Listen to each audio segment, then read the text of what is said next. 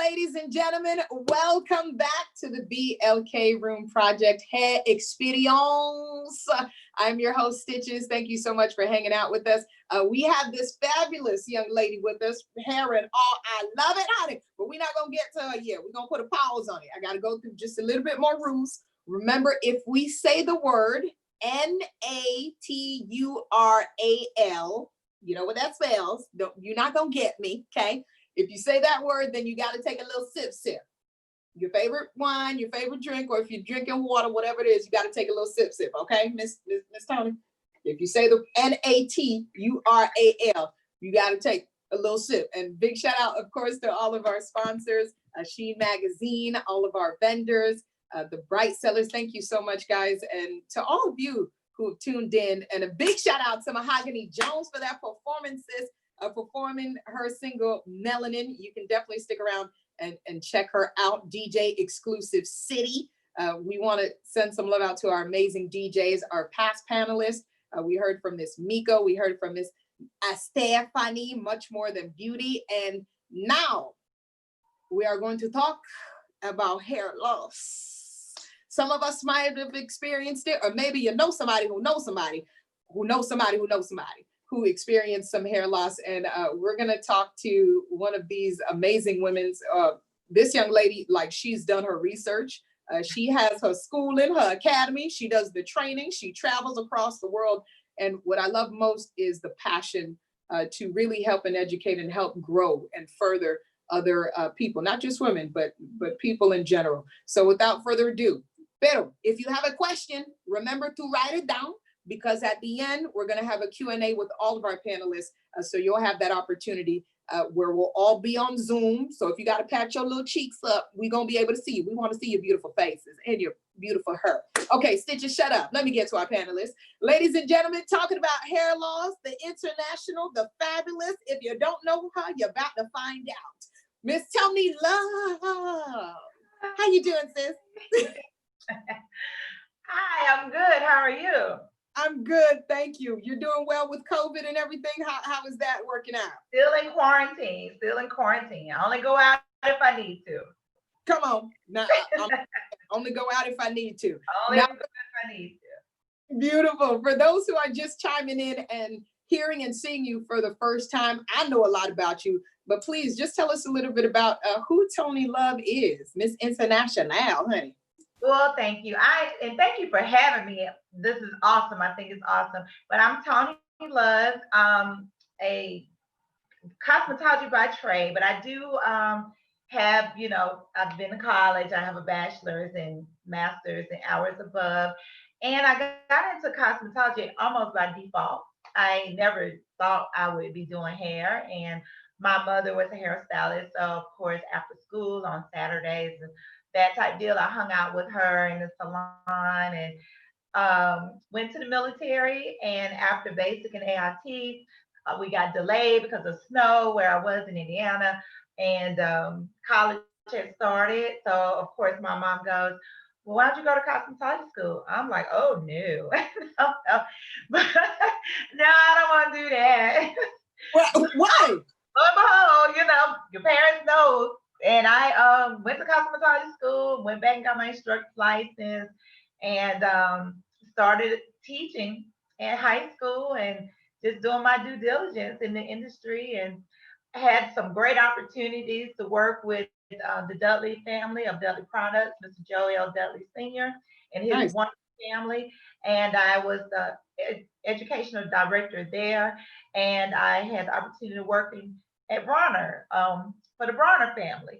Nice.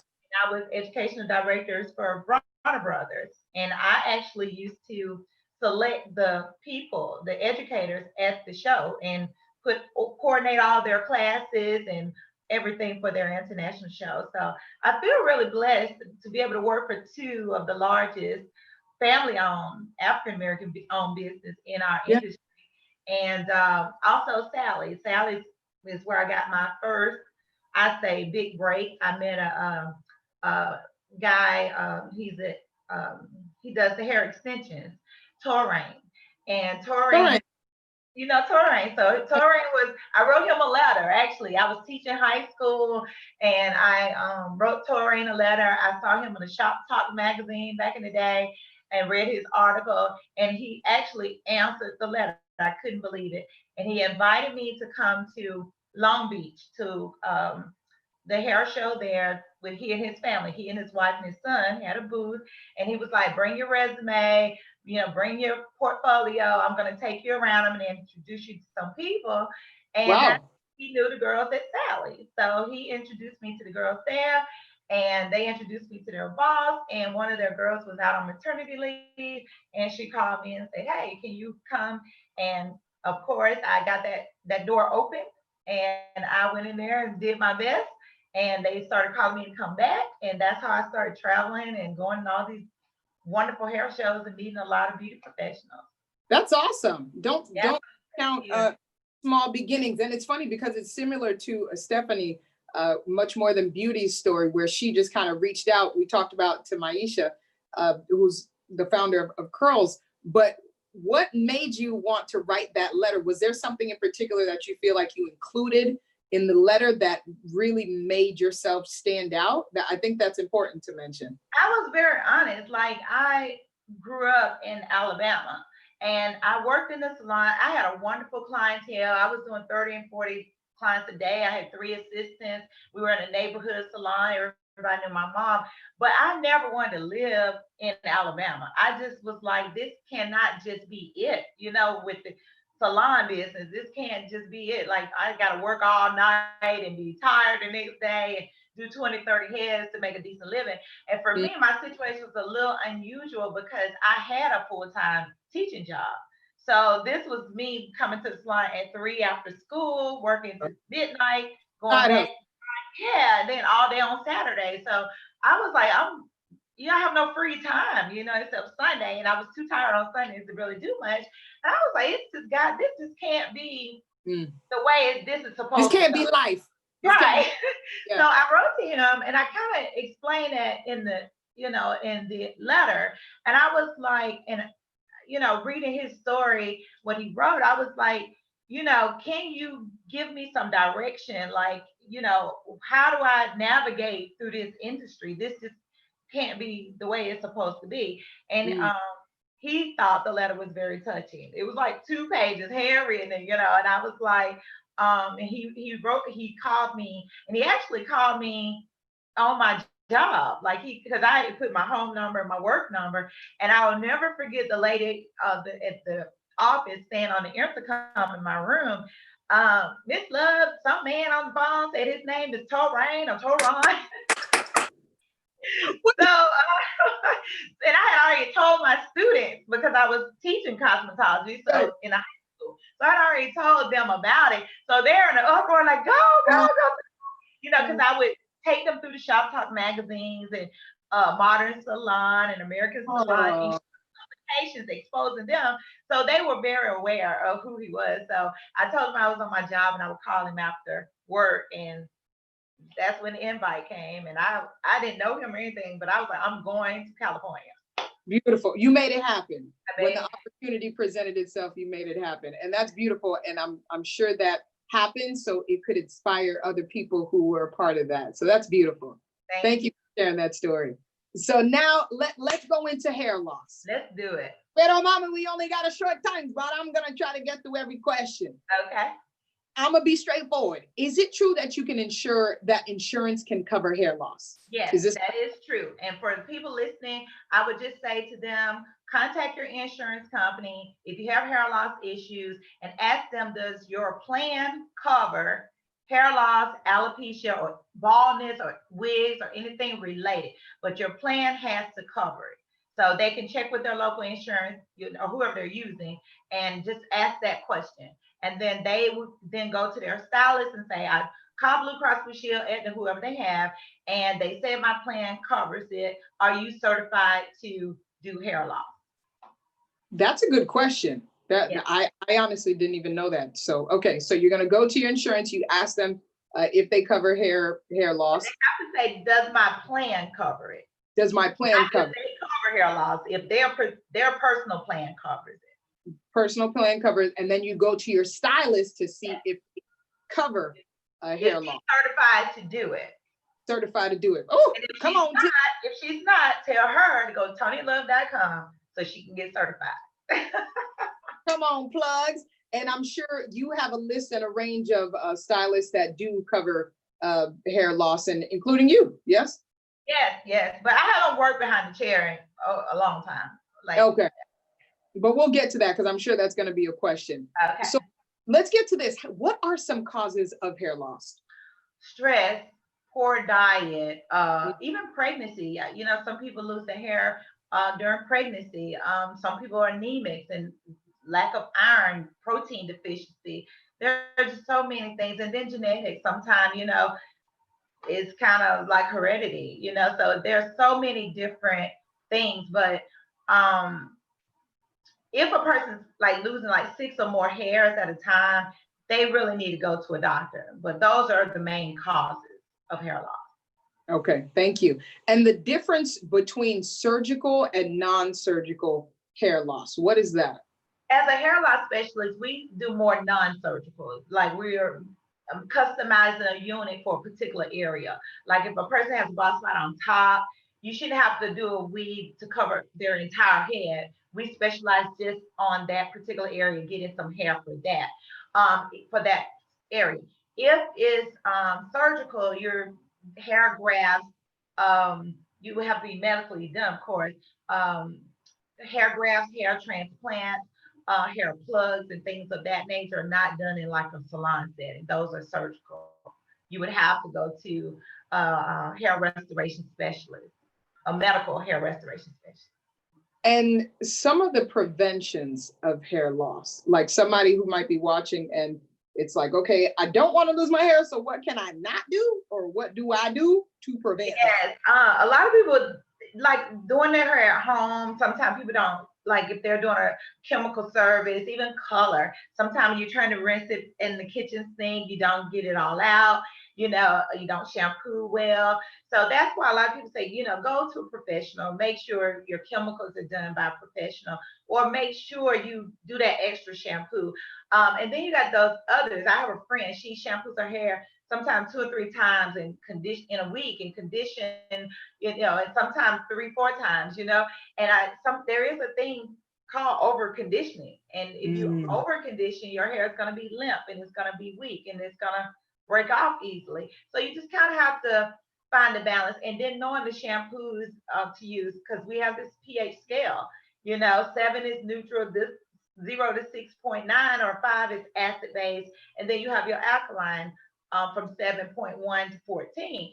So if you're doing your hair at home or you don't know the difference in those type things, you may be using an alkaline shampoo when you should be using an acid-based shampoo.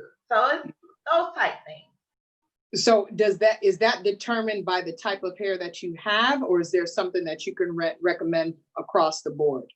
It's really by the type of hair that you have. If your hair is wavy, if it's, you know, curly, different textures, how, you know, like you hear people say, my hair holds a lot of water. That means their hair is porous, you know. So, you know, the porosity is involved. So a lot of people think because they, you know, achieve a certain look, the cosmetics of the style and everything might be great. But, you know, if you take a professional stylist, they can, you know, pull and do a couple little things that we know to find out, are you doing more damage? Even though the end result may look great, you know, you still may be doing some damage at home by not knowing those things. Beautiful. So too much conditioning and maybe not enough conditioning. There has to be some type of happy medium, and Exactly. and doing your own chemicals and not properly doing them can cause hair loss and stress, you said too, eh? Yes, and with this pandemic, a lot of people, you know, and then some people have like nerve problems, you know, where they have a twitch or they pick when they're nervous, they may pull. We have people that twist, you know, they may twist a certain area.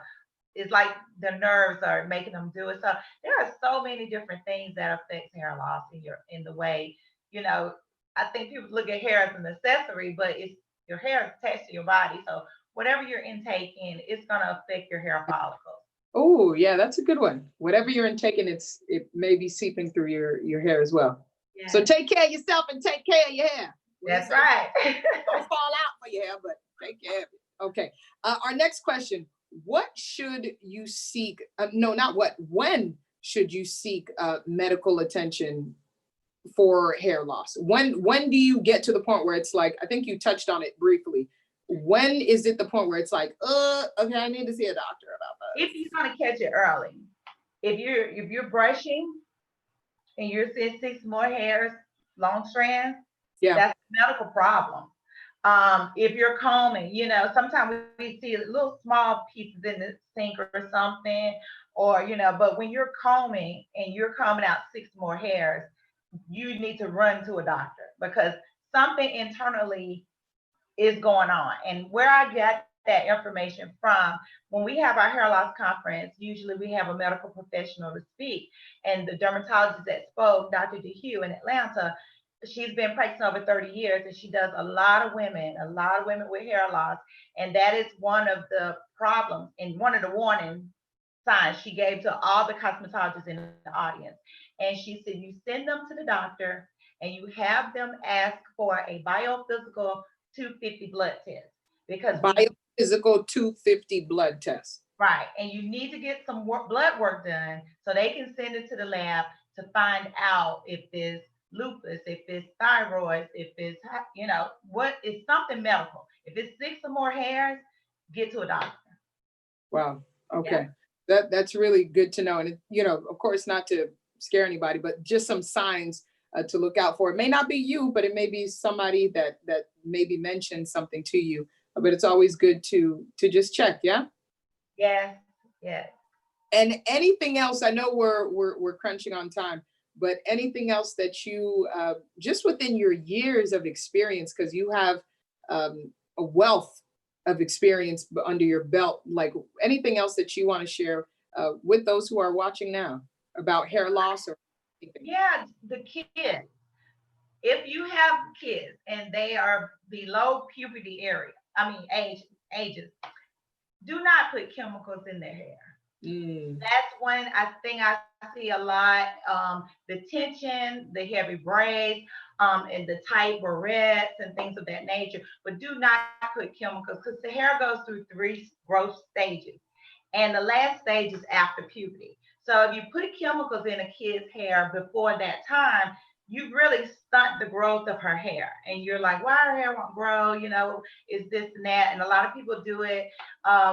The tension, another thing I see a lot, people go and do a relaxer and then go get their hair braided or get a braid and sew in. So when you relax it, you weaken the hair. Then you're going to braid it and it's going to be tight and you're going to put tension on it. And then you're going to put hair on top of that. So that's weight on already weak hair. So that's another thing I see a lot happening. And then when you take the, sewing out, you're like, oh, my edges are out or my hair around the perimeter is out or the hair is not growing. Every time they're combing it, they're combing out big wads of hair. Because if you're going to have hair or wear commercial hair, you don't need to relax your hair underneath because nobody's going to see it. Nice. Yeah. So I think little tips like that. No, that's beautiful. And if people want to stay connected with you, I know you're going to stick around for the Q&A portion, but where can they go to find more info on you? ToniLove.com, Toni. And we also have a group that's open to the public. I think it's a monthly group. People call in, ask questions. There are hairstylists on there, general public, but ToniLove.com. And my email is Toni@ToniLove.com. Toni@ToniLove.com. And she loves helping you. Oh, that's your tag. T-O-N-I, not Y, Toni. Toni. And it's not only about her, it's about everybody. And that's what I was looking at some of your videos and just people's testimonials, just really testifying how much of a big help you were within their process and their journey and building their business. So kudos to you, sis. Yeah. Thank you so much. And thank you guys for having me. This was awesome. Thank you. The Black Room Project Hair Experience. Ms. Toni Love, we thank you so much, talking about hair loss If you have any questions, I know we didn't get to talk about maybe all of your questions, but please write it down. That's what my teacher used to tell me. Write it down. I said, but Mr. So, write it down. What can you tell? Write it down. You have a question? What you gonna do? Write it down. Okay, and during our Q&A questionnaire, we'll have an opportunity to answer your questions, and we'll all be on Zoom. But we still got more for you, boo-boo. We're going to be talking about dinero. We're going to be talking about money. We're going to be talking about l'argent. So all you have to do is stick around. I'm really excited also for our next panelist, Miss Toni Love. God bless you, sis. Stay safe, Bama. Okay? Thank you. You're awesome. Thank you so much. So don't move, gang. The Black Room Project, BLAK Room Project Hair Experience. You can hashtag it. Tell us how you're feeling. Tell us how you're doing. Are you enjoying our vendor booths? Are you enjoying our DJ exclusive city? Shout out to him. And of course, to all of our previous panelists and our amazing performer, Miss Mahogany Jones, 2-time for you, sis. Yes. Oh, we didn't do our sign off. Toni, we didn't do our sign off. This is our sign off.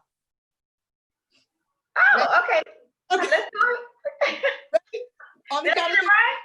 You got 1, 2, and then you wave.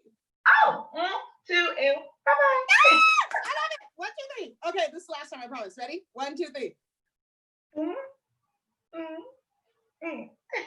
Yes, honey. I love it. I thank you for dealing with me. I appreciate you. Oh, you're awesome. You're awesome. Thank you, Miss Toni. So please follow her. And again, we'll be back later on. We have one more panelist that you're not going to want to miss out on. Talking about money, baby.